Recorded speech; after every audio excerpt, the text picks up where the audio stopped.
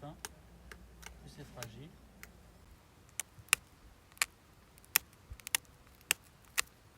Le but premier, c'est de rendre tout ça un peu accessible au public, puisque ça va permettre de donner un aspect un petit peu plus concret de la préhistoire, des gestes de la préhistoire, des matériaux qui étaient travaillés à la préhistoire, et puis c'est en lien direct aussi avec les choses que le public va pouvoir voir dans les vitrines d'un musée.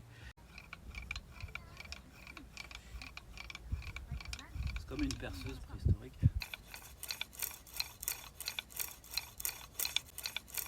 Pour faire une parure, alors si par exemple, même pour une parure très simple, pour laquelle par exemple on va prendre des coquillages et on va percer les coquillages et puis les monter, il faut au moins une après-midi pour faire une belle parure. Je crois que la plus longue, j'ai dû passer 2 semaines cumulées à la fabriquer. Et voilà, là ma petite perle elle est finie.